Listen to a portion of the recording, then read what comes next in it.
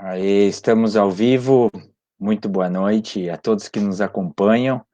Nós estamos realizando o nosso primeiro seminário online com a discussão do Comitê de Ética e Pesquisa em Administração.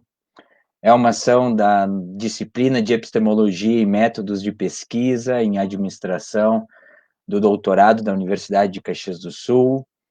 Deixa eu me apresentar, meu nome é Vinícius de Tomás Ribeiro, eu sou aluno do doutorado do PPGA e em nome de todos os meus colegas da disciplina, o nosso agradecimento a todos que nos acompanham. Uma saudação muito especial à professora a doutora Ana Cristina Fachinelli Bertolini, que é a responsável pela nossa disciplina e a incentivadora para que esse seminário online acontecesse.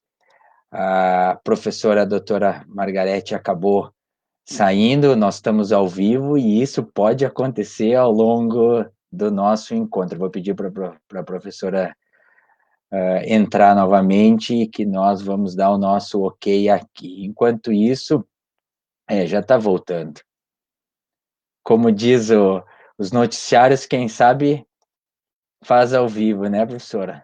Vamos lá, ela vai entrar, mais um segundinho. Aí, assim nós vamos fazendo nosso seminário online. Eu estava agradecendo a presença de todos e quero fazer 2 pedidos muito especiais. Primeiro, para todos que estão nos acompanhando, não deixem de curtir, de compartilhar esse seminário online, porque ele é muito importante para nós atingirmos o nosso objetivo do PPGA. Nós estamos numa estratégia, em diversas estratégias para capilarizar e melhorar o grau de entendimento dos pesquisadores e do programa com a comunidade caxiense e com a comunidade regional.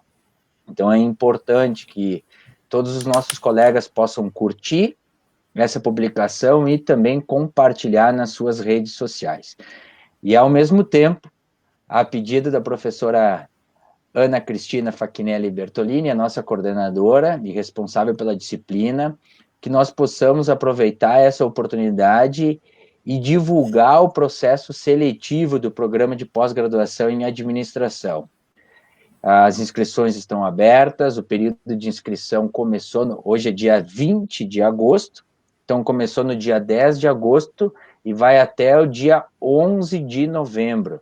Então, não deixem de envolver a comunidade acadêmica e também os seus conhecidos, amigos, entre outros. Nós estamos com 2 pessoas muito especiais, 2 professoras doutoras, que são membros ativas do Comitê de Ética e Pesquisa, a professora Ana Maria Paim Camardello e a professora Margarete de Carvalho Borella.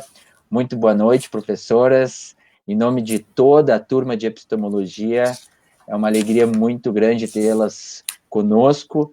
E a nossa primeira abordagem é que vocês possam primeiro se apresentar de uma maneira muito tranquila, muito humana e também simpática. Quem pode começar das 2? Pode ser por ordem alfabética, Ana.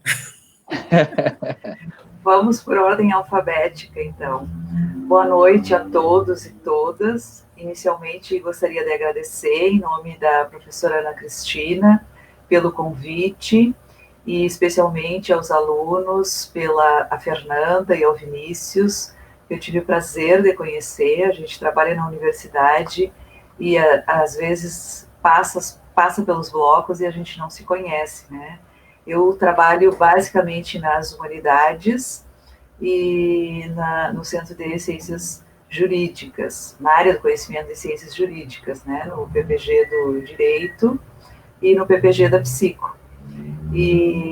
Mas a gente às vezes não se conhece e tivemos a oportunidade de nos conhecer agora, esses 2 belíssimos alunos, né, a Fernanda e o Vinícius, que nos acolheram nesse momento. Para nós do CEP é muito importante esses momentos, porque nós não trabalhamos no CEP só por uma questão burocrática, nós estamos nessa jornada, eu e a Margarete entramos juntas no CEP, né, e já faz alguns anos, e por acreditar mesmo a importância desse cuidado que nós temos que ter com os participantes da pesquisa.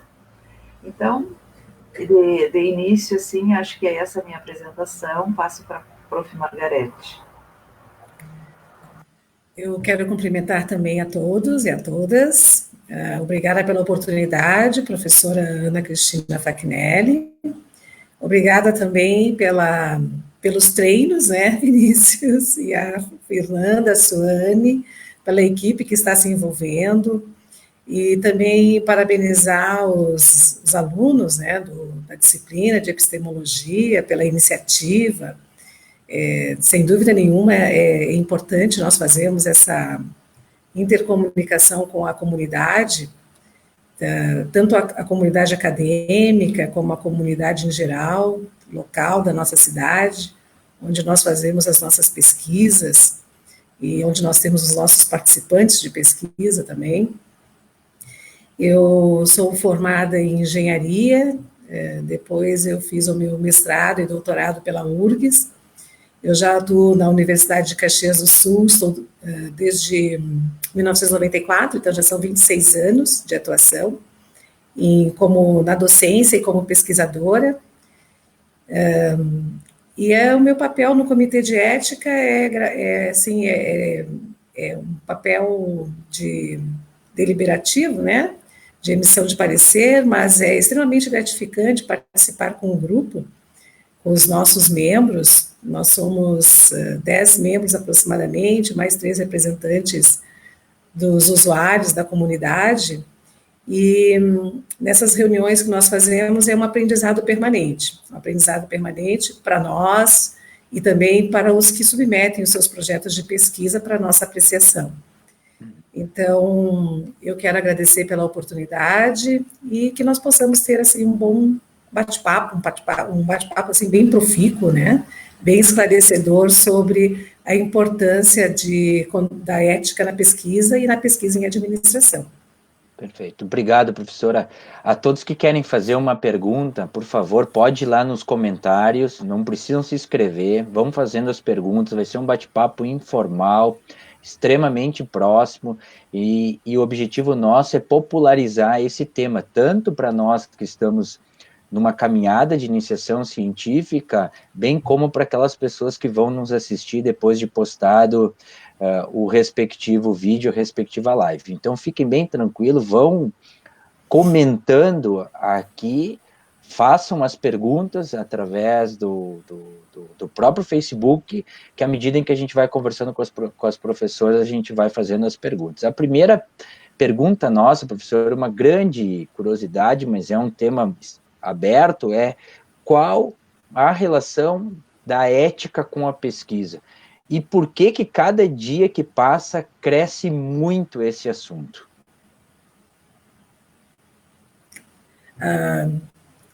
Ana? Ou eu também? Olha, eu começo e a gente vai batendo um papo bem informal, né? Eu acredito que quando nós pensamos, né, na cidadania, é um dos primeiros aspectos que a gente começa a pensar a ética na pesquisa e a pesquisa com ética, né? Que já tivemos tempos, não só no Brasil, mas no mundo, né, que a pesquisa estava acima dos seres humanos, no sentido de acima daqueles que participariam das pesquisas, né? Se nós vamos voltar ao passado, a gente vai pensar, a gente vai encontrar experimentos com seres humanos, e sempre quem eram esses seres humanos, né? Aquelas pessoas que tinham deficiência, aquelas pessoas que estavam prisioneiros, pessoas que estavam nos manicômios. Então, a discussão da ética, ela está relacionada com a questão da própria cidadania, né? E, então, no Brasil, hoje, o marco da ética na pesquisa, né, a resolução 196, que foi uma das primeiras resoluções, que ela vai vir para proteger o participante da pesquisa.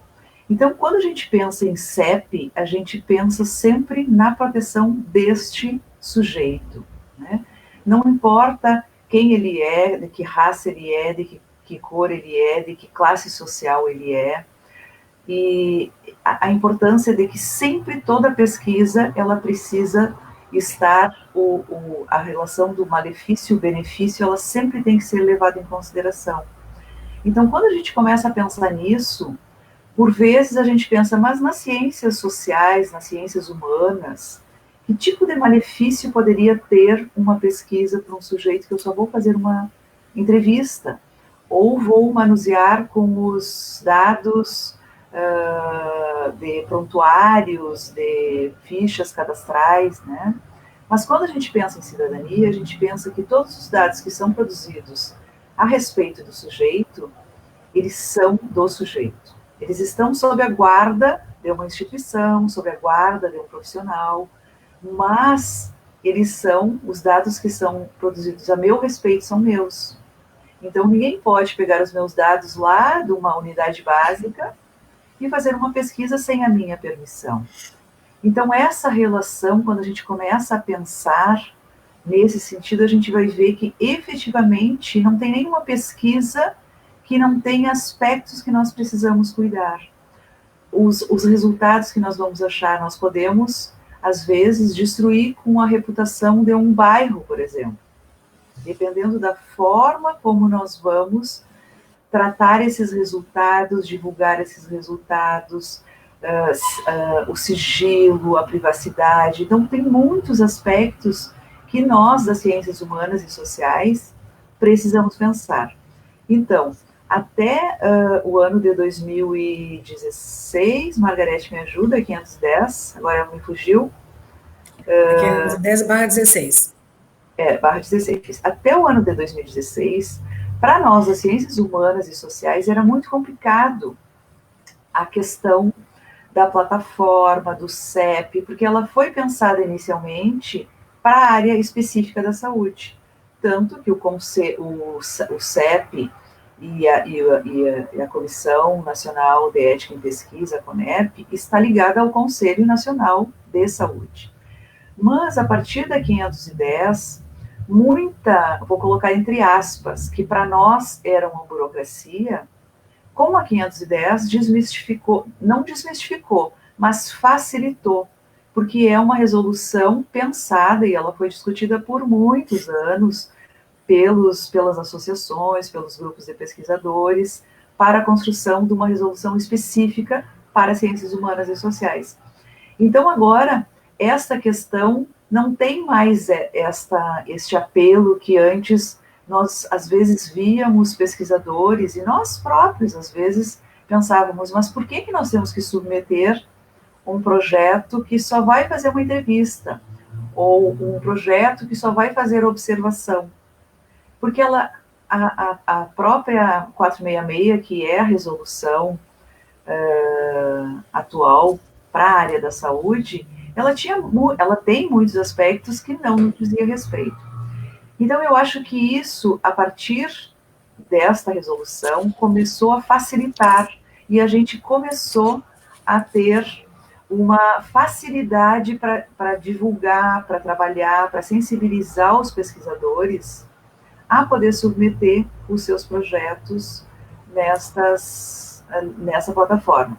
E para finalizar essa primeira fala, no sentido assim que também as revistas, né, os periódicos, especialmente vinculados a PPGs, eles estão na nossa área, como já era comum na área das ciências da saúde, a exigir que a gente tenha o protocolo, não só o protocolo, né, mas como o parecer de aprovação para as publicações das nossas pesquisas.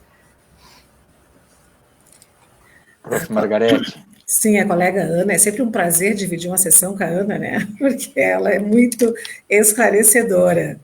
Didática, né? Exatamente. Então, só concordando, claro, né? Nós participamos do mesmo comitê, e ressaltando o que a Ana falou da vulnerabilidade que normalmente os participantes de pesquisa estão expostos, né?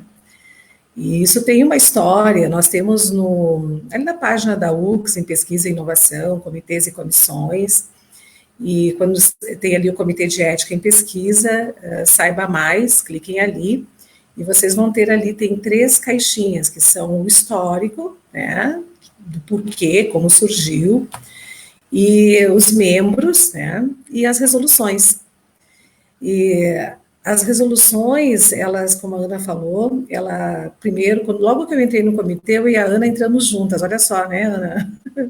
Nós entramos juntas exatamente no mesmo dia, na mesma data, e participamos da primeira sessão. Quando nós ingressamos no Comitê de Ética, só tinha 466, aliás, era 196, né? Era 196 ainda, e depois passamos para 466, e mais adiante é que nós nos deparamos com a 510, que trata realmente das pesquisas na área das ciências sociais e humanas, né?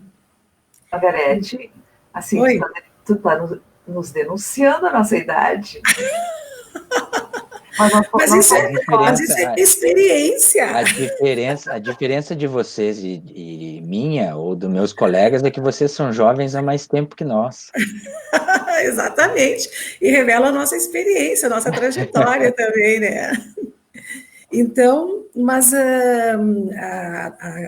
como o nosso bate-papo está mais voltado para pesquisa em administração, a importância que se tem de analisar, né, assim, com um olhar muito cuidadoso, os projetos de pesquisa, das dissertações de mestrado, das teses de doutorado, porque, segundo as nossas, como nós temos um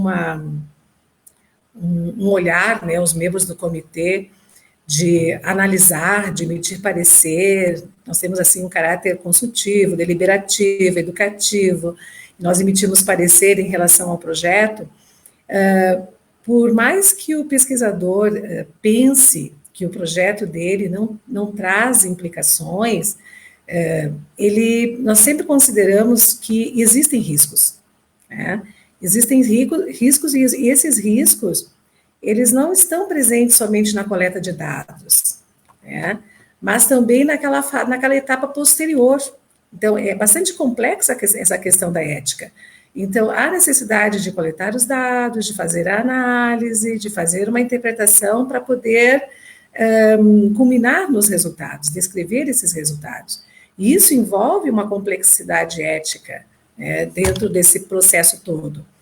Então, a importância de que eu assim como eu e a Ana também, nós viemos dando algumas oficinas, né, ou nas oficinas que já estão dentro do nosso núcleo de atividades didático-pedagógicas, né, quando nós temos ali a troca de semestre, ou em alguns PPGs também.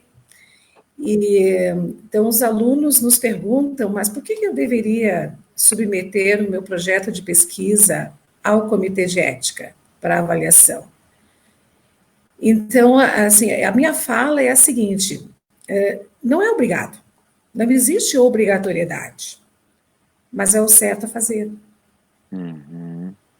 Então, assim, é importante, por exemplo, na área da administração, nós vamos fazer uma pesquisa na organização, né? Nós vamos entrevistar ou um indivíduo ou um grupo. E nesse momento, nesse momento da entrevista, da coleta de dados, de informações, existe essa possibilidade de ter um risco, um desconforto, e de nós estar se realizando um trabalho até com o desconhecimento da organização. E isso não é correto, porque depois nós vamos fazer toda uma descrição, né, dos resultados, e pode, claro, o que nós queremos, né, com o resultado de um trabalho acadêmico, é que isso gere uma publicação, e que essa publicação tenha seguido, assim, exatamente todos os preceitos éticos possíveis, né, pedir a permissão da instituição, ter a anuência dela, para que nós possamos estar realizando essa etapa, né, do trabalho, do projeto de dissertação ou da tese de mestrado, que nós possamos estar redigindo com muita tranquilidade, muita segurança e muita ética, todos os resultados decorrentes dessa pesquisa. Então, a ética ela está presente ao longo de todo o processo. Então, pode haver, sim, até mesmo no momento da interpretação, né, que culmina na descrição dos resultados, pode ali acontecer, ter um risco, né, de até mesmo uma interpretação errada, tendenciosa. Então, esse é o olhar do Comitê de Ética. Então, nós queremos ter certeza e garantir que aquela pessoa, né, que aquele indivíduo, participante da pesquisa, que está conferindo aquela entrevista, que ela não estará sujeita a esse tipo de risco, né? E que, se houver, o que o pesquisador está prevendo, né, para atenuar, para amenizar, né, esse risco, esse desconforto, essa desconfiança, essa sensação de insegurança. Então, esses são alguns dos elementos que nós analisamos como membros do Comitê de Ética em Pesquisa. Ótimo. Professoras, vocês falaram anteriormente do Comitê de Ética em nível nacional, apontaram algumas resoluções, normas, parâmetros legais que a pesquisa precisa respeitar. Se eu não me engano, do modo geral, se eu não me engano, o Comitê de Ética ele está dentro da estrutura do Ministério da Saúde, se eu não me engano. E como é que funciona o Comitê de Ética no Brasil? E importante que vocês comentam também, professora, como é que funciona o Comitê de Ética dentro da universidade? É uma professora, é duas, é cinco, é seis, se reúnem toda semana, todo mês, tem rito, tem norma, enfim, explica um pouco essa estrutura, tanto em nível nacional quanto em nível da nossa universidade. Ana, seguindo a ordem? Seguindo a ordem, posso começar. Então, existe o que a gente chama de sistema CEP e CONEP, né? Então, existe CEP em todas as instituições que trabalham com pesquisa, né? Todas as universidades têm instituído o seu CEP, os hospitais, que são hospitais escolas, também precisam ter o seu CEP, e quem coordena todos os CEPs é a Comissão Nacional de Ética e Pesquisa, que está ligada ao Conselho Nacional de Saúde, que está ligado ao Ministério da Saúde. E o CEP é uma instituição, o nosso CEP e todos os CEPs, né, autônoma, né? Então, nós temos total autonomia, e isso é uma das coisas que quem faz, entre aspas, a fiscalização, o controle dos CEPs, é a CONEP. Então, eventualmente, eles fazem, inclusive, visitas. Nós, esse ano, bem no início do semestre, tivemos a visita de duas participantes da CONEP, que vieram em loco conhecer o nosso trabalho, passaram um dia conosco, fizeram várias entrevistas com os membros, com a coordenação, com a reitoria e com os participantes da comunidade, que todo CEP precisa ter participantes da comunidade, que a gente chama os membros usuários. E no nosso CEP nós temos representantes de praticamente todas as áreas. Somos, no total, eu acho que estamos em 14, né? E sempre tem que ter, no mínimo, a quantidade. Na área da saúde tem mais, mas tem que ser paritário no sentido das outras áreas. Então, nós temos das ciências, tem da administração, vou dizer as áreas profissionais, né? Temos da área da comunicação, temos o serviço social, temos da filosofia, da fisioterapia, da odonto, da medicina, da administração, não estou lembrando mais outras áreas. Enfim, é um CEP interdisciplinar. Então, a partir de que o pesquisador ele vai postar o seu projeto, tudo na plataforma Brasil, que é uma plataforma específica da CONEP, que ele vai fazer o seu cadastro e depois vai cadastrar o seu projeto. Então, nada entra diretamente no nosso CEP. Então, entra na plataforma, vem para o CEP, a nossa coordenadora, juntamente, nós temos uma coordenadora e uma secretaria. Vai aceitar, vai fazer a revisão destes documentos, né? Se tiver todos os documentos, Se tiver faltando algum documento, ela já vai devolver para o pesquisador com essa observação. Tendo todos os documentos, vai ser indicado uma pessoa para fazer a relatoria. Então, essa pessoa sempre que esteja em afim com a área. Faz a relatoria, apresenta na assembleia, que é quinzenal, os nossos encontros são quinzenais, às terças-feiras, no horário do vespertino, e a gente discute. O relator apresenta todo o projeto e o seu parecer, né? E às vezes nós temos muitas discussões.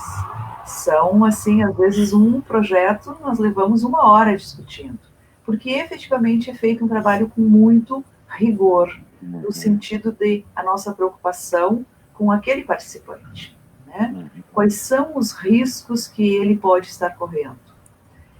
E aí, depois disso, a gente delibera. Todo o projeto tem 3 alternativas. Ele pode ser aprovado, ele pode ficar com pendências. Então, quando ele fica com pendências, o pesquisador terá 30 dias para responder aquelas pendências. Então, pendência X, Y, Z, vai bem especificado quais foram as pendências, que depois nós podemos falar sobre isso. E ele pode ser reprovado.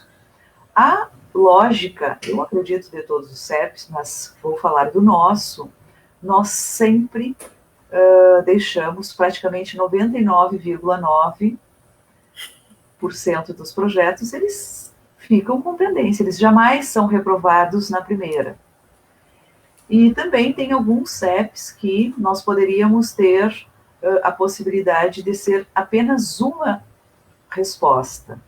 Nós também, pela nossa interpretação de que também tem o caráter educativo, o CEP tem esse caráter educativo, se a resposta ainda não atendeu todas as pendências, nós sempre deixamos em pendência novamente. A gente não reprova porque a resposta não atendeu a todas as pendências, né?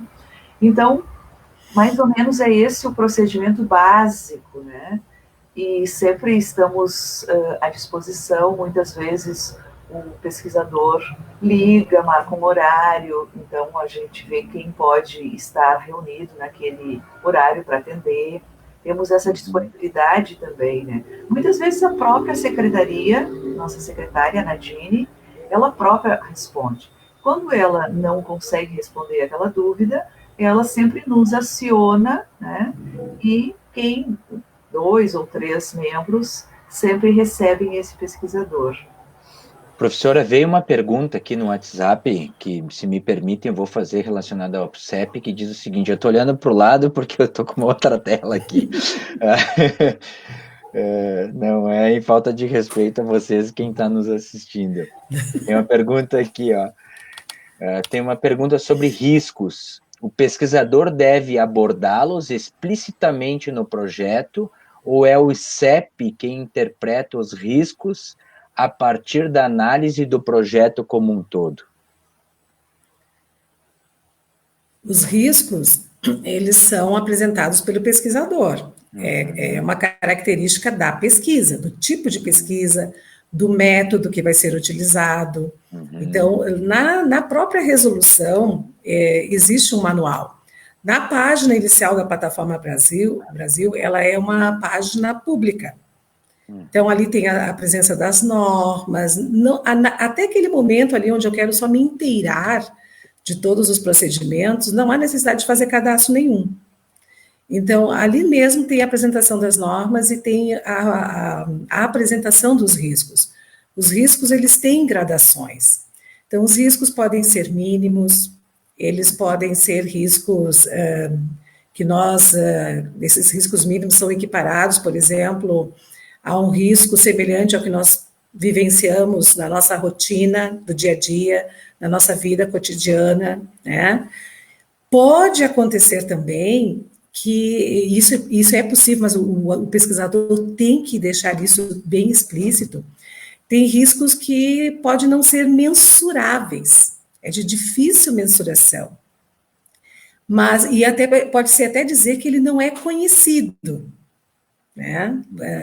até porque aquela pesquisa pode estar sendo conduzida pela primeira vez, então não se conhece esses riscos. Reconhecer isso é importante, reconhecer isso de uma forma clara e explícita, no texto mesmo. Mas, mesmo assim, ele deve dizer, e segundo a Resolução 466/12 e a 510/16, não existe pesquisa sem risco. O que pode existir é uma pesquisa de risco médio, uma pesquisa de risco alto, uma pesquisa de risco mínimo, né? Mas isso deve ser descrito. Então, ele pode dizer que não é de difícil mensuração, ele ainda não é totalmente conhecido, mas que a equipe de pesquisadores, que o grupo de pesquisa, né, fará todo o possível para amenizar esses riscos podem estar até mesmo, agora indo para as pesquisas em administração, se revelando como um desconforto ao responder um questionário. Às vezes o questionário ele é muito extenso, né? Então pode existir um cansaço, né, ao responder as questões, né? E que, nesse momento, então, a equipe, o pesquisador, pode estar recomendando, então, né, que o participante possa estar, né, fazendo um determinado intervalo, pode parar o momento que ele quiser, pode retornar à pesquisa novamente, né, para poder descansar, para poder né, muitas vezes tem algumas pesquisas que têm questões, dependendo do teor, que elas mexem com o emocional, então isso tem que ser previsto pelo pesquisador. Então o pesquisador tem que fazer as devidas recomendações, quando ele descreve os riscos, demonstrando aquele interesse que o grupo de pesquisa estará promovendo ações para tentar amenizar ao máximo esse desconforto, essa situação que ela pode sair de controle, né, em relação ao participante da pesquisa. Ótimo. A Maiara tem uma pergunta, tem a Maiara e a Marina. Eu li ali a da Maiara. Vamos lá, primeiro da Maiara. Como proceder para encaminhar o projeto ao Comitê de Ética? Quando já passamos pela qualificação? Quando já passamos pela qualificação. Isso mesmo. É, isso aí. A etapa de qualificação do projeto. A maioria dos projetos, né, Ana, eles já vêm depois da qualificação. Até porque na qualificação é o momento que os convidados, né, os professores convidados, a banca, sugere melhorias. E isso é positivo. É positivo porque pode salvar o projeto do aluno. Então, faz as correções sugeridas pela banca. A banca é constituída por professores pesquisadores experientes, né? Já orientaram vários trabalhos, já fizeram várias publicações, também passaram pelo crivo, né, das críticas. Ao corrigir, passou pela etapa de qualificação, faz todas as correções sugeridas pela banca, que também acredito que a maioria delas, além de ser método, possa, e no momento que ele corrige as falhas, vamos dizer assim, né, e relacionadas ao método, já está sendo uma atitude ética.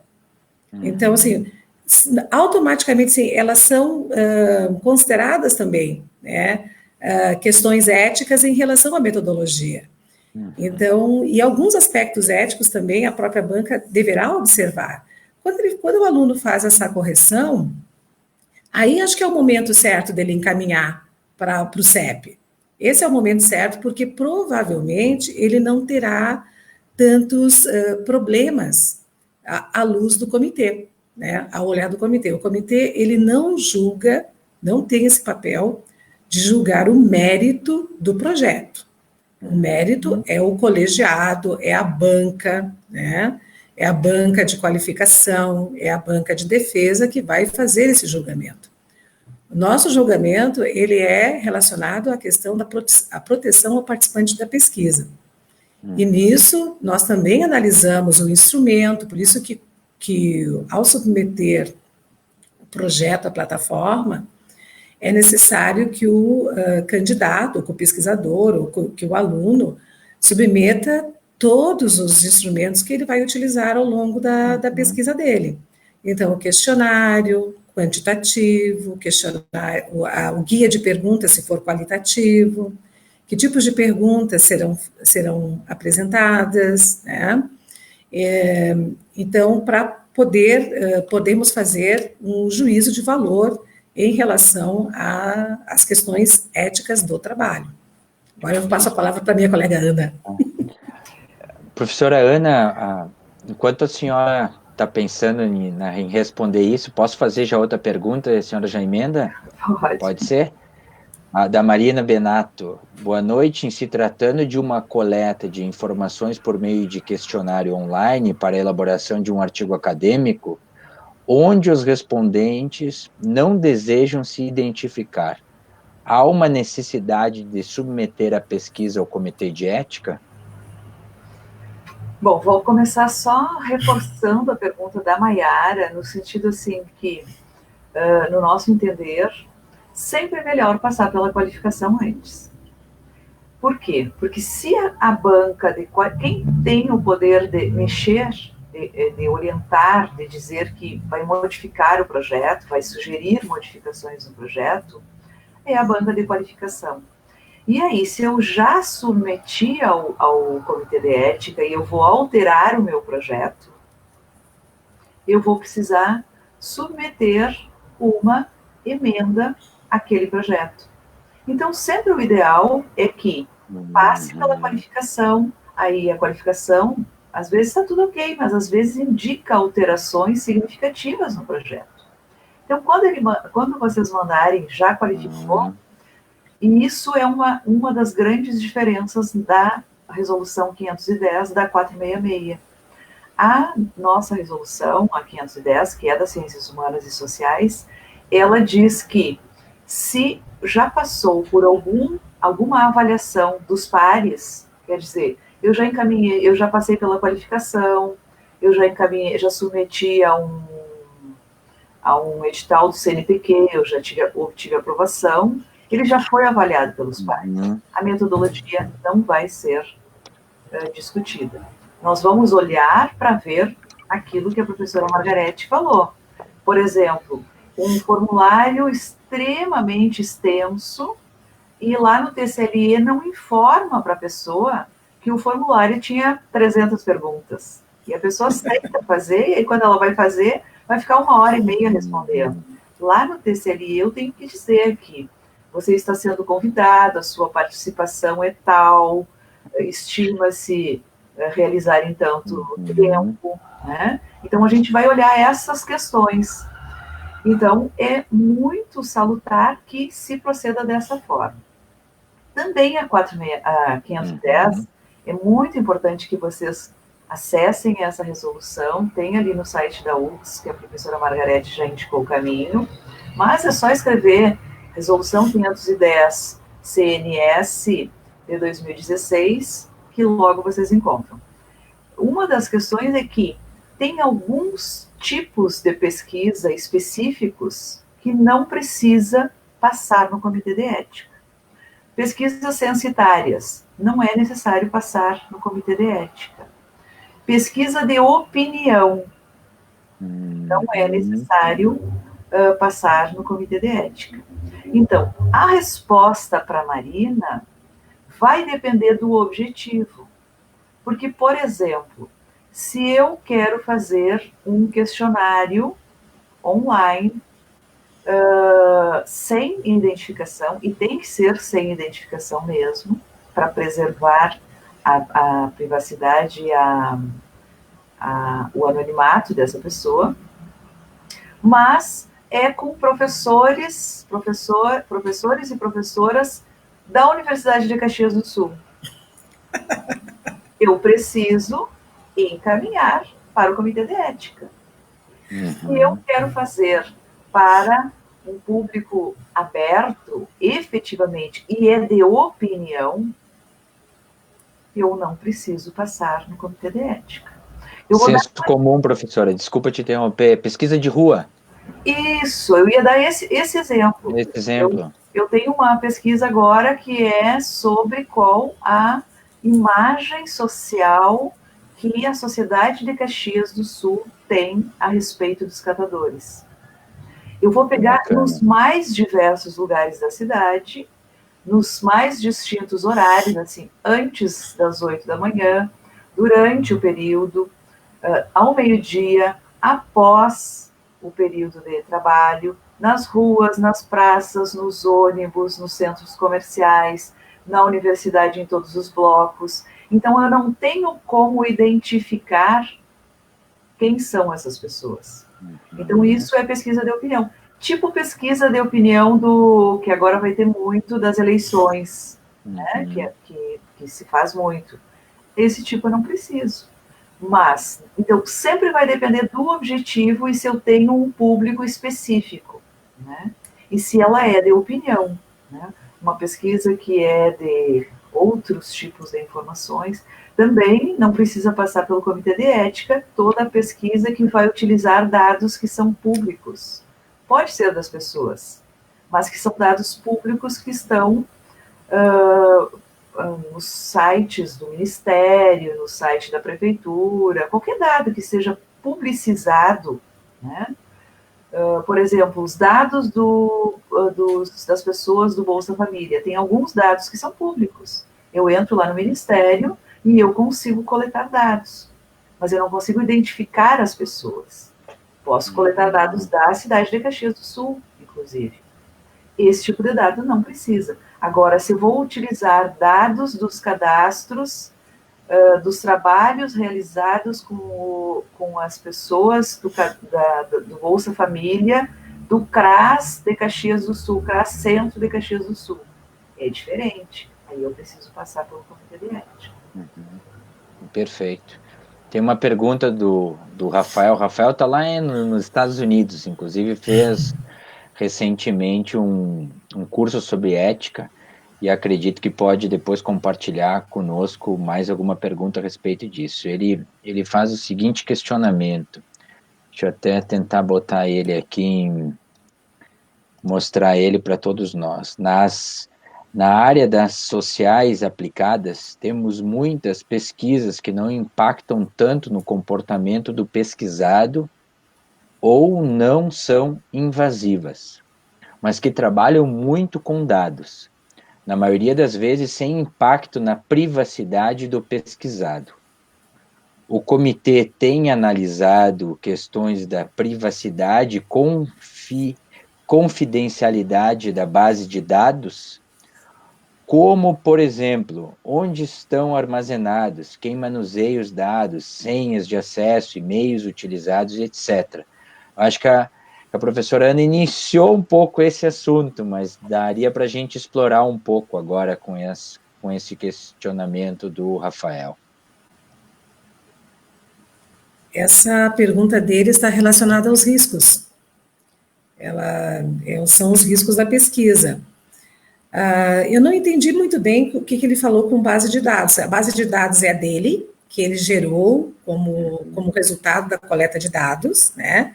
Ou se essa base de dados é uma base de dados pública, ou se essa base de dados é uma base de dados da empresa, da organização, né? Ou de uma instituição. Então, assim, sendo pública ou privada, ou se a base de dados é da pesquisa que ele está fazendo, que ele já coletou os dados.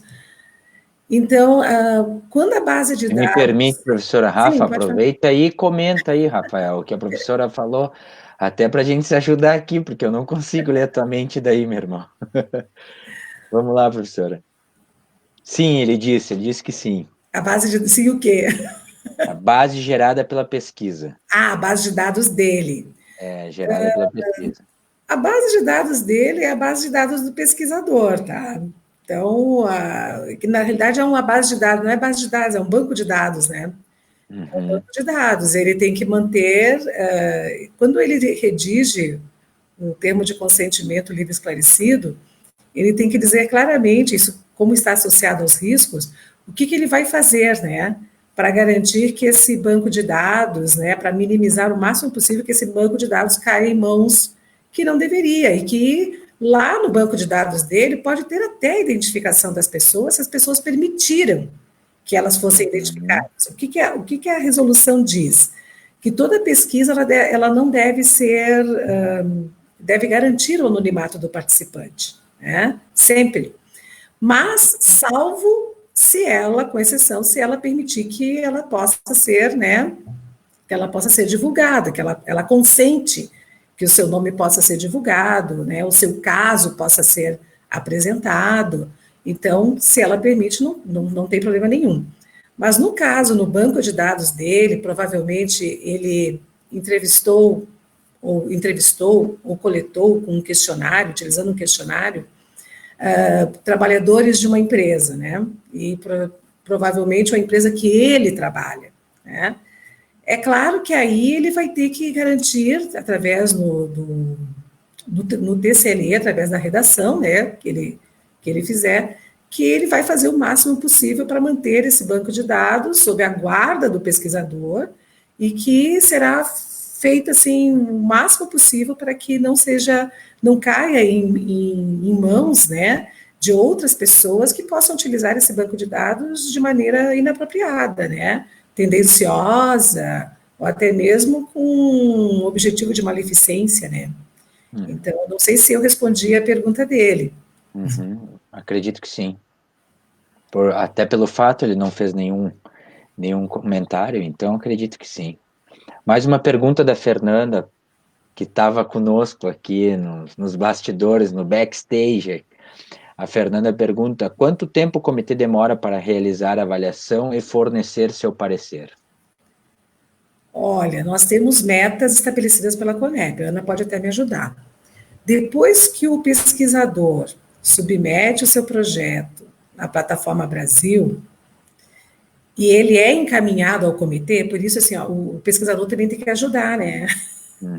Já vincula um comitê de ética. Então, vai chegar um momento lá no formulário que ele vai pedir vincular a um comitê de ética. Quando ele vincula o da própria instituição, no caso a UX, já vai direto.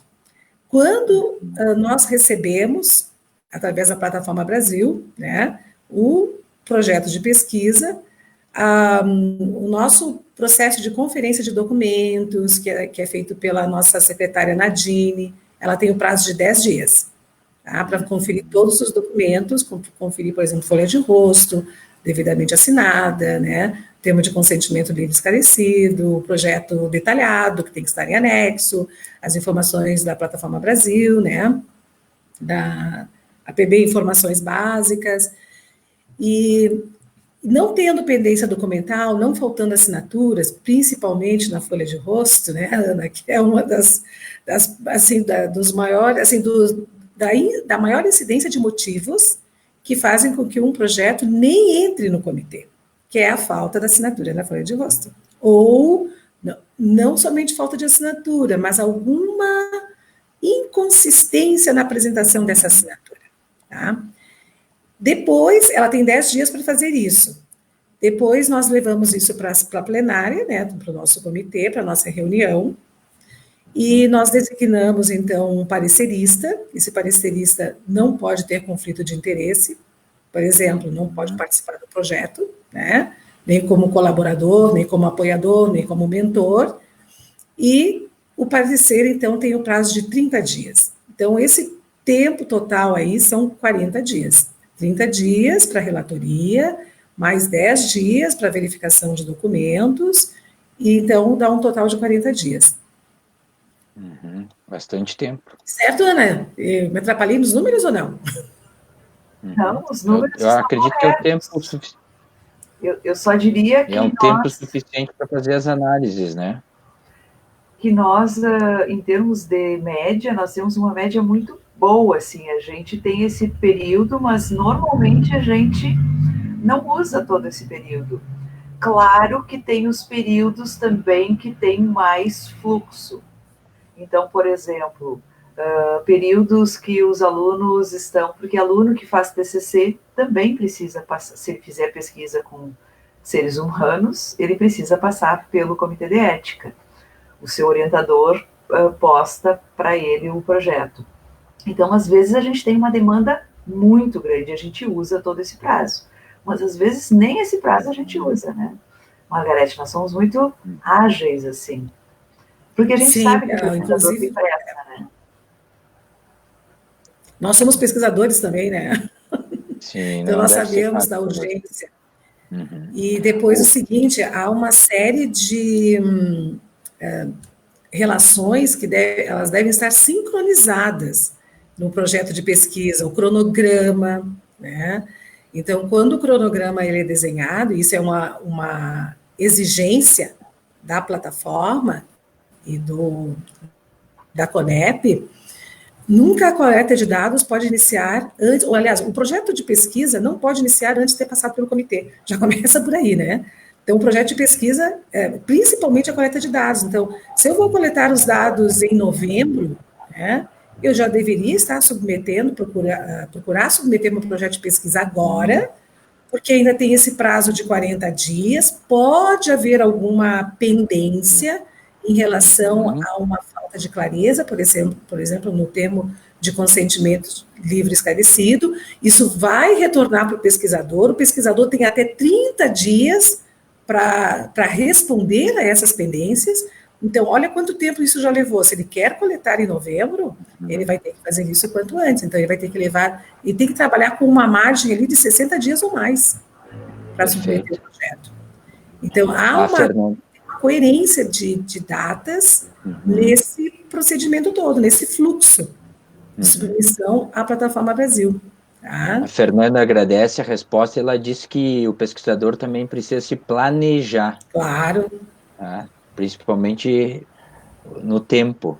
O Rafael falou de uma curiosidade lá nos Estados Unidos em relação ao curso que ele fez sobre ética, que aqui, né, aqui ele está se referindo lá nos Estados Unidos, pelo menos na região onde ele está, que é a região de Detroit, que é o comentário dele. Aqui, antes de submeter qualquer projeto ao comitê de ética, é necessário que o pesquisador passe por um treinamento de aproximadamente 10 horas. E para submeter o projeto, deve submeter junto o certificado de participação do curso. Veja que interessante. Interessante. Então, ele precisa se qualificar para poder...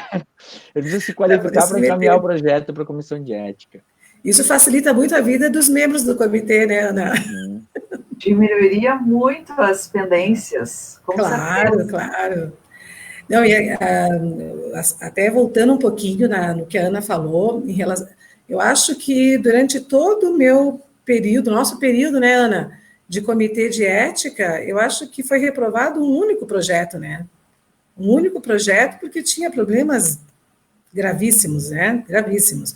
Mas a maioria dos projetos, nosso objetivo é ter um caráter mais educativo, né, de treinamento, e dizer para o pesquisador, né, sejam persistentes, embora tenha várias pendências, é um aprendizado.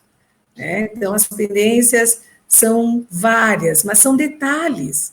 Então, não desista, seja persistente, responde a cada uma delas, mas ele tem 30 dias para responder, claro, segundo a plataforma. Então, que ele faça isso com cuidado.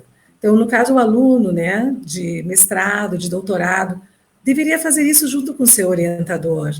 Então, o orientador pode ajudar muito nesse processo. Olha a pergunta do Vanduir, a pergunta e comentário dele, né? Recentemente passei por problemas ao fazer uma pesquisa nacional com profissionais da saúde sobre a usabilidade de sistema. A pesquisa era para um artigo de uma disciplina. Foi enviada eletronicamente e aleatoriamente. Algumas pessoas responderam que havia necessidade de registro no CEP. Se encaixa em pesquisa de opinião? Qual é a interpretação que as senhoras têm? Pelo menos Não é pesquisa de opinião. Não é pesquisa de opinião. Até porque ele enviou por meio eletrônico, né? Quando ele envia por meio eletrônico, se é que eu entendi, né? Se ele envia por meio eletrônico, ele está enviando por um e-mail ou um perfil identificável. E também ele pode estar mandando um link para responder o questionário, e quando a pessoa responde, o e-mail dela fica registrado também. Tá? E na área da saúde, eles já estão acostumados a, a seguir esses procedimentos e todo o protocolo em relação à aprovação dos projetos de pesquisa, de qualquer pesquisa que acontece na área da saúde, por meio da Plataforma Brasil, né? Então, eles já têm esse conhecimento, eles já sabem. Então, a área da saúde, eles já sabem que qualquer pesquisa que deve ser feita tem que passar pelo Comitê de Ética, tem que passar pela CONEP. E alguns projetos têm que passar pela CONEP e depois pelo Comitê de Ética. Então, na área da saúde, é difícil não seguir, assim, que os participantes não exijam a aprovação e o número do protocolo de aprovação, dizendo que o projeto passou pelo Comitê de Ética. Certo, Ana? Na área da saúde não tem essa prerrogativa que tem o nosso, né? Então, depois, provavelmente, se tem, que é aquilo que eu falei das revistas, né? A aprovação das revistas na área da saúde e algumas áreas das humanas já é mais antigo isso. Nas sociais é um pouco mais, não é tão antigo, essa exigência. Quer dizer, tem muitas revistas, na saúde todas, já tem um lugar para te colocar o número do parecer de aprovação. E esse número, esse número do parecer, qualquer pessoa pode, com o número, identificar se efetivamente este projeto passou pelo Comitê de Ética. Então, e mesmo, por exemplo, os participantes da pesquisa, eles são informados no TCLE que esse projeto passou pelo Comitê de Ética. Eles podem, inclusive, pelo nome do pesquisador, acessar se foi aprovado ou não. Então, na área da saúde, praticamente eu desconheço se existem revistas que já tem um lugar para te colocar o número do parecer. E, de novo, volto à questão, assim, a gente tem que cuidar muito qual é o objetivo. Nós já tivemos vários projetos que a gente discutiu entre nós. Será que isso não seria uma pesquisa de opinião, né? Então, não fica muito explícito isso, né, na resolução. Mas isso é para 510. A 466 não prevê esse tipo de questão, né? Então, na dúvida, é melhor passar pelo comitê, né? E quando a professora Margarete diz que continuem, insistam, e é um aprendizado, tanto é um aprendizado para nós, eu acho que é uma das melhores coisas de ter participado por tanto tempo no Comitê de Ética, é que a gente aprende muito sobre pesquisa, das mais diversas áreas, porque a gente escuta os pareceres, enfim. Mas também é muito comum nós percebermos o crescimento daquele pesquisador. A primeira vez, ele tem algumas pendências. Na segunda vez, já na própria resposta dele, ele já vem, que a gente percebe assim, que ele foi ler novamente a resolução, que ele foi olhar como é que é para fazer. No segundo projeto dele, normalmente vem muito certinho. Evidentemente que às vezes a gente comete equívocos, que às vezes eu vou dizer ridículos, porque eu já cometi um equívoco ridículo. Depois de tantos projetos e de ter analisado tantos projetos, no TCLE é obrigatório um item que é que o participante da pesquisa ficará com uma via do TCLE. E eu analisei, inclusive, no mesmo dia que estavam analisando o meu, eu tinha analisado isso, que não pode ser cópia. O participante não pode ficar com uma cópia, porque cópia não é documento.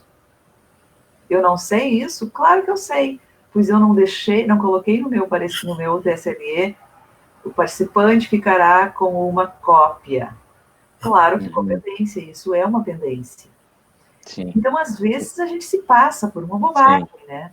Mas é de aprendizado. Depois que a gente faz o segundo, normalmente os nossos projetos ficam muito alinhados, porque a gente começa a pensar eticamente, que é eu junto com a nossa primeira fala lá atrás, que a gente não faz mais porque é uma obrigação, porque é uma burocracia. A gente faz porque a gente está pensando. E aqui eu queria já levantar uma questão que eu acho que é muito importante para vocês que estão no mestrado e doutorado agora, e que provavelmente estão na fase de qualificação da pesquisa, que é o processo de pandemia. Nós precisamos pensar em cuidados com esse participante em função da pandemia, e nós temos que escrever sobre isso. Então, fazendo uma entrevista antes da pandemia, tinha um tipo de cuidado que eu precisava me preocupar. Agora eu preciso escrever sobre isso, né? Que cuidados eu vou tomar? Então, fiquem atentos se vocês forem mandar projetos agora, a já levantar essa questão dos cuidados específicos com a questão da pandemia. Vinícius, eu posso fazer uma intervenção? Sim, a minha única preocupação só, prof, é que a gente tem 3 ou 4 perguntas e nós orientamos os inscritos que, no máximo, nós iríamos acabar às 8h30. E a minha preocupação é atender a todos com todas as respostas, aproveitando a inteligência, a disponibilidade e a experiência de vocês. Obrigada, Vinícius. Mas eu acho que tem várias perguntas, eu estou lendo aqui no chat também, sim, que são comuns, e fala sobre o questionário eletrônico, tá? Então, assim, existem muitas pesquisas que enviam links, eu mesma recebo, né? Dentro da UX, como professora, né? Fazendo parte do L da UX, recebo os questionários para serem respondidos. E a pergunta é se há necessidade de passar pelo comitê de ética, né? Dependendo se ele é essa pergunta, professora, só para me organizar aqui também. Era essa a tua pergunta? Daí eu me organizo, porque cada um que faz a pergunta eu já vou anotando aqui. Eu li aqui no chat, enquanto a Ana estava falando, que tinha várias perguntas em relação a isso. Então, mesmo o questionário sendo eletrônico, é necessário colocar logo no início que ele está sendo convidado, que é um termo de consentimento livre esclarecido, ele pode ser um pouco mais sintetizado, mas tem que colocar lá que ele está sendo convidado para participar da pesquisa, qual é o objetivo da pesquisa, que método vai ser aplicado, numa redação muito simples, muito clara e muito objetiva, tá? E que ele coloca lá, li e concordo participar da pesquisa, obrigatoriedade no questionário. Quando ele clica ali, né, ele segue para as perguntas seguintes. Se ele não clicar, já nem abre o questionário. Então, esse é um cuidado que nós estamos tendo, nós temos recebido, né, Ana, bastante projetos que, claro, que o envio via online agora é a única solução. É a única solução porque ninguém vai fazer coleta, né, presencialmente e fisicamente. Então, que tenha esse cuidado, é necessário passar pelo comitê de ética, como eu já tinha falado, porque o problema é que as perguntas, elas não são, como a Ana comentou antes na pesquisa dela, não é de opinião pública. Ela está relacionada a um tema, ou uma temática dentro da área, né, das ciências sociais, dentro da administração. Então, tem perguntas de percepção, tem perguntas que envolvem comportamento, tem perguntas que envolvem tomada de decisão, é um questionário, é de uma dissertação, é de uma tese. Então, pode ser realmente que o questionário tenha algumas questões que sejam mais comprometedoras, inclusive. E quando se submete esse questionário no formato online, mesmo que você envie o link, há como identificar, né? Pelo e-mail, não vai identificar a pessoa, mas existe aquela possibilidade. Então, é um risco mínimo. Então, deve ser submetido ao comitê de ética, porque é o certo a fazer, né? E tendo esse cuidado de colocar logo no início que li e concordo participar da pesquisa, e falando o que é pesquisa, que muitas vezes o participante, ele chega na metade, é isso a pesquisa? Ele já se desinteressa. Então, faz uma fala ali, mostrando, explicando rapidamente o que é a pesquisa, do que ela se trata, qual é o objetivo, quais são os benefícios esperados para o participante, para a pesquisa, para a comunidade, né? Então, se houver essa possibilidade de identificar, sim, o participante, geralmente tem, quando nós mandamos link, tem que passar pelo comitê de ética, até porque as revistas que nós submetemos os nossos artigos, as publicações, né, elas também estão exigindo, cada vez mais elas colocam lá um termo que elas seguem as indicações e as formulações, né, do Conselho Nacional de Ética em Pesquisa. Deixa eu aproveitar, e quando a pesquisa estiver em andamento, se ela já está em andamento, como proceder? Quando a coleta já está em andamento, como proceder? Ai, Ana, me ajuda, mesmo assim? Me ajuda, Ana. Para começar, assim, ó, a resolução é bem clara. Se a pesquisa já iniciou, não deve ser analisada, né, Ana? Uhum.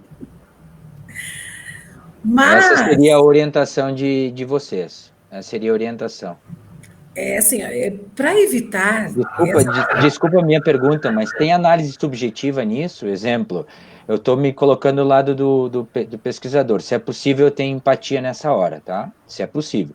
Eu estou no lado do pesquisador, precisava ter encaminhado para a comissão de ética, não encaminhei, mas mesmo que eu estou no meio do processo, é melhor eu encaminhar agora, reconhecendo o meu equívoco no meio do processo, sendo sincero no projeto, olha, realmente eu já comecei, me enganei, mas ainda dá tempo de eu recuperar. Existe esse critério subjetivo, é possível esse reconhecimento público através do processo ou não? É possível. É possível. É possível. Tá. Me ajuda, Ana. Me ajuda. Porque a atitude do pesquisador, ele é ética, né? Ele reconheceu o equívoco. É uma Sim, interpretação minha isso, né, agora. Porque, a princípio, vamos considerar, tem vários...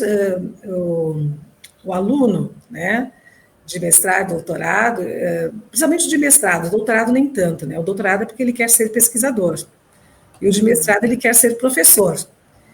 Então, às vezes, ele não tem intenção nenhuma de fazer uma publicação, mas o seu orientador e a banca, na defesa do seu trabalho, julgam que esse trabalho tem potencial e que ele pode se transformar num artigo e pode ser publicado.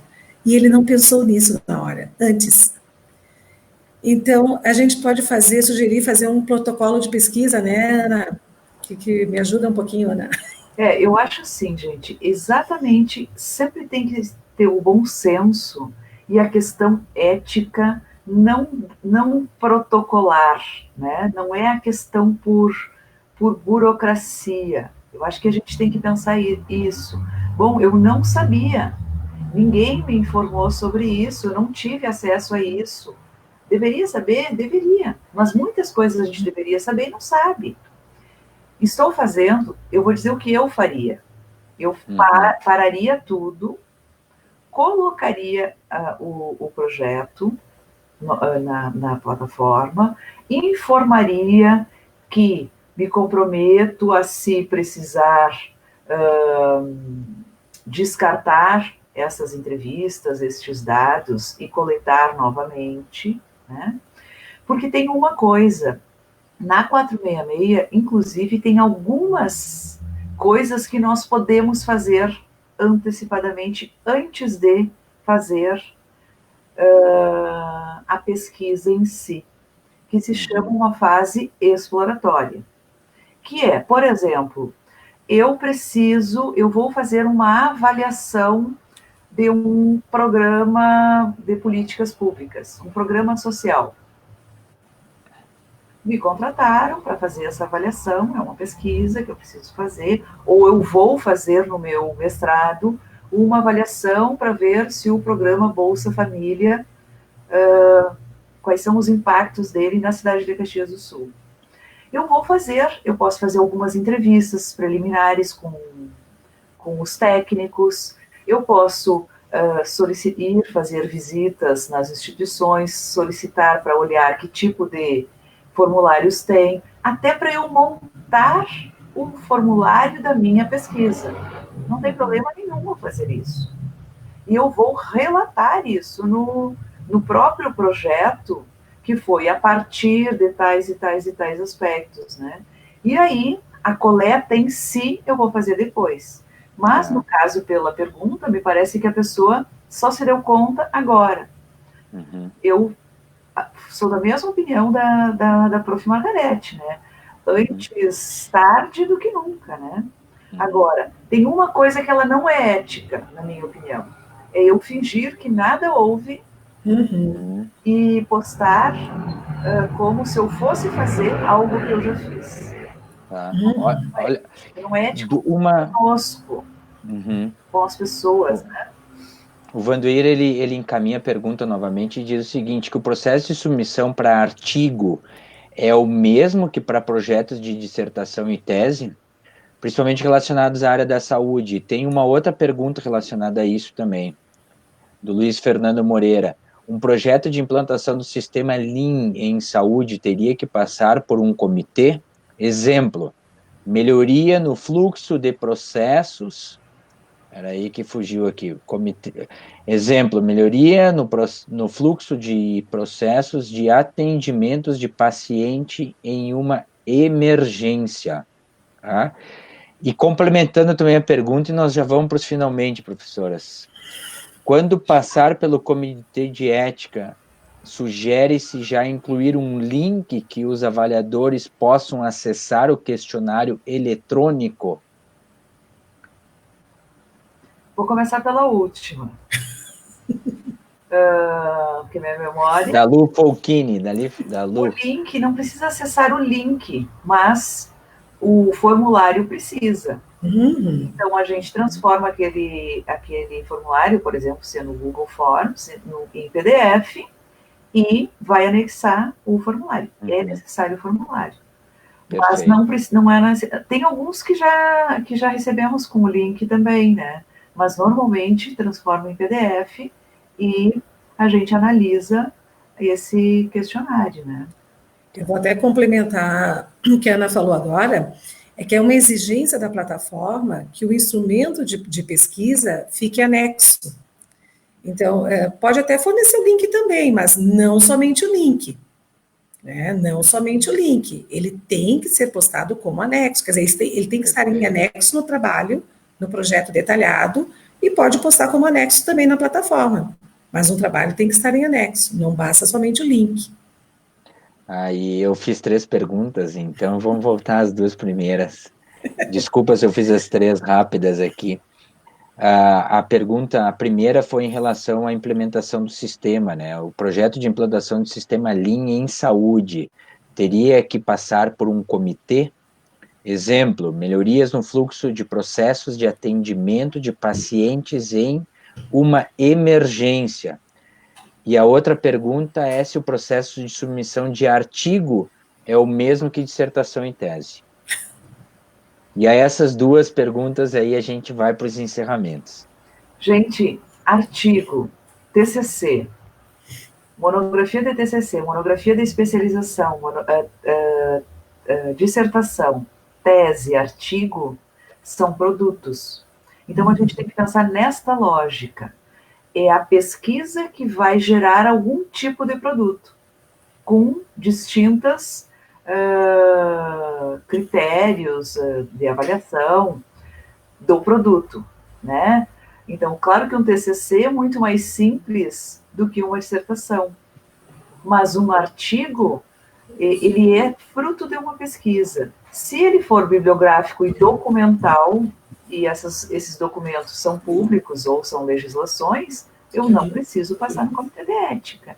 Mas, se eu quero fazer um artigo, mesmo para um TCC, uma especialização, que tem muita especialização que o trabalho final é um artigo, ou de uma disciplina, eu quero fazer a pesquisa com fazendo entrevista ou fazendo um questionário, eu vou precisar passar para o comitê de ética, sim.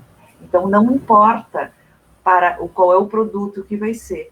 Então, qualquer tipo de pesquisa que envolva pessoas ou dados de pessoas que são privados, eu preciso passar no comitê de ética.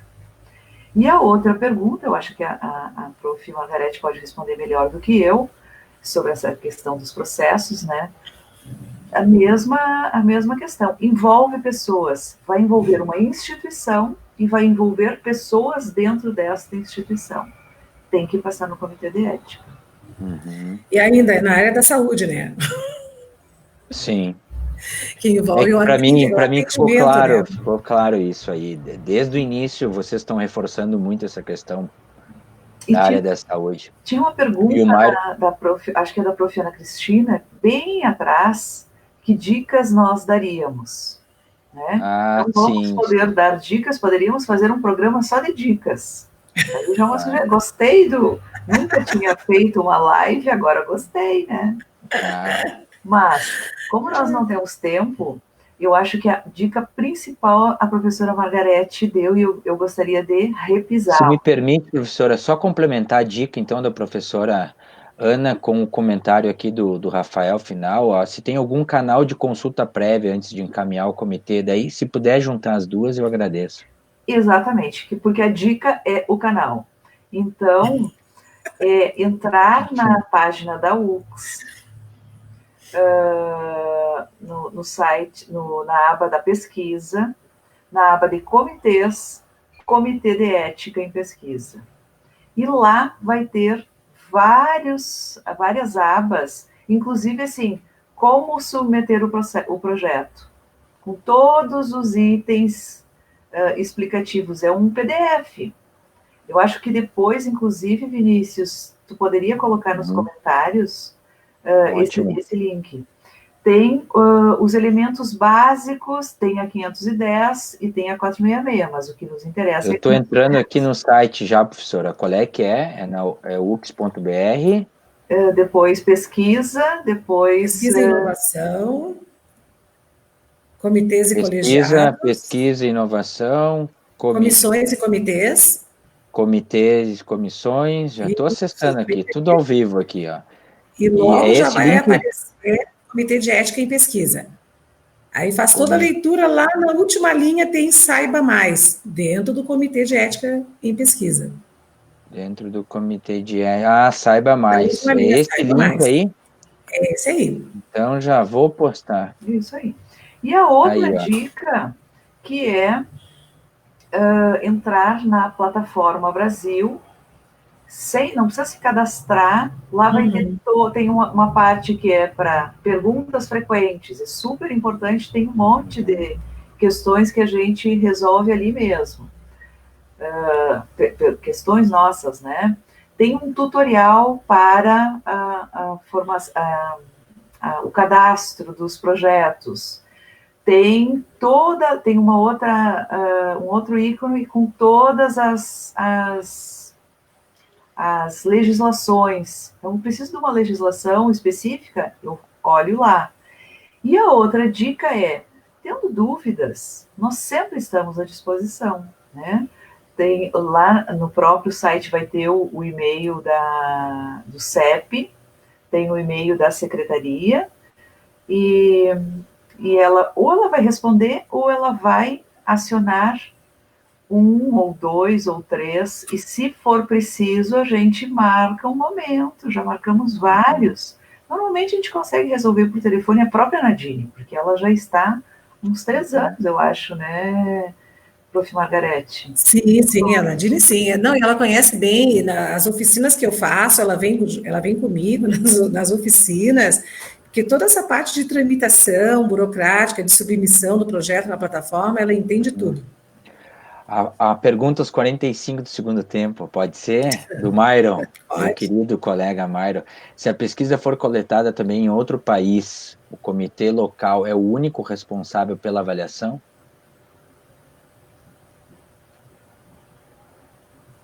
Boa pergunta.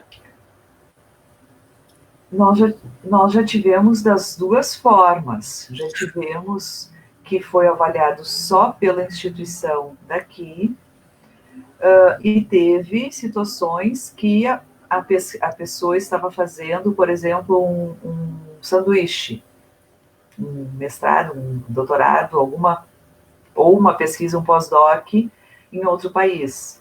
Então, teve que ter aprovação daqui e teve que ter aprovação de lá. Então, vai depender da instituição que a gente está ligado e aonde a pesquisa vai ser realizada, né? Bom, prof. Só reforçando o que a Ana falou, é exatamente isso. Só que o nosso comitê de ética, ele vai dar conta da etapa da pesquisa que for feita aqui, né? Que for conduzida aqui. Então, e tem essa questão também, porque eu já enfrentei isso, tá? O nosso comitê de ética, por exemplo, nossa plataforma Brasil, nós temos o parecer favorável. Vou submeter isso para um artigo numa revista internacional. A revista internacional exige o parecer do comitê de ética. Como eu faço isso se o parecer de ética está em português? Está em português mesmo, não é bilíngue, tá? Tem que fazer uma tradução juramentada do parecer do comitê de ética, né? E anexar junto e mandar para a revista e torcer que ela aceite. Porque às vezes, dependendo da revista, ela não aceita, né? Então, é uma questão de nacionalismo. Eles querem que o parecer seja emitido por uma instituição deles, né? Por um órgão do comitê de ética deles. Mas, assim, eu não tenho tido problemas com isso, tá? Não tenho tido problemas. Inclusive, eu mandei o parecer do meu artigo, né? Do meu projeto e tudo. Mandei o artigo e mandei o parecer do comitê de ética em português mesmo. E não teve problema nenhum. Posso ter tido sorte. Tá? Eu vi que tem ali uma pergunta no chatzinho, né? Tá bom. Professora Ana, professora Margarete, nós queríamos agradecer muito. Em 30 segundos, 40 segundos, uma mensagem final de agradecimento a todos. Quem pode começar? Ordem alfabética. De novo. Professora Ana, sempre eu a só primeira tenho a a falar, vai lá. agradecer, incentivar vocês a terem novas iniciativas desse tipo. Para nós é muito importante para o CEP. Acho que é importantíssimo para a comunidade, para as pessoas, inclusive que podem vir a ser participantes de pesquisa, saberem sobre que o comitê é sério, que as pesquisas são sérias, e dizer que nós estamos sempre à disposição. Podem nos encontrar pelo próprio site da UX, tem os nossos contatos, e foi um prazer estar aqui. Só tenho a agradecer a oportunidade de poder estar falando de algo que eu realmente acredito. Maravilha. Eu agradeço a presença aqui do público, manifestado pelo chat, né? Agradeço também a iniciativa da professora Ana e dos alunos da disciplina novamente. Um abraço especial para todos esses fofos aqui que fizeram comentários e que a gente nem teve muito tempo, né, Ana, para responder a todos. Gostaríamos muito de responder a todos, a cada um de vocês. Então, o que pode ser feito, nós nos colocamos à disposição para que essas perguntas sejam enviadas e nós vamos respondendo. Esse é o nosso caráter consultivo, né? Nós somos um pouco consultores nisso aí também, é nosso papel. Agradecer a simpatia do Vinícius também, né, que conduziu essa sessão de forma tão amável, né, e tão articulada. Parabéns, Vinícius. Parabéns, professora Ana Cristina. Parabéns a esse grupo maravilhoso também, tá? E, Ana, foi um prazer dividir esse espaço contigo, tá? Igualmente, nós não tínhamos feito nenhuma oficina juntas, a gente já fez com outras combinações, mas nós duas é a primeira vez, né? Primeira vez, nós temos que repetir. Tem que ver como é que nós vamos juntar a oficina com live, tem que ver um conceito aí agora. Mas, professoras, vou encerrar então. Primeiro quero agradecer, um agradecimento muito especial às senhoras, a professora doutora Ana Maria Paim Camardello, a professora doutora Margarete de Carvalho Borella, a vocês duas o nosso agradecimento muito especial. Quero também fazer uma saudação e um agradecimento especial à professora, nossa tutora da disciplina, a professora doutora Ana Cristina Fachinelli Bertolini. Um agradecimento também especial a todos que acompanharam a live, que nos assistiram, que deram as suas contribuições, que aprenderam conosco da mesma forma como nós, acadêmicos da disciplina de epistemologia e métodos de pesquisa em administração do doutorado da Universidade de Caxias do Sul. Foi uma satisfação muito grande ter dividido esse espaço com vocês. muito obrigado, uma boa noite a todos vocês e esperamos que a gente tenha atingido o nosso objetivo. Um abraço a todos, muito obrigado. Eu não sei se vocês jantaram ou não, eu ainda não. Claro que não, na minha aguinha aqui, eu tô só na minha aguinha. E eu confesso para vocês que agora a minha tarefa principal é ficar com meu filho e liberar minha sogra. Que coisa boa.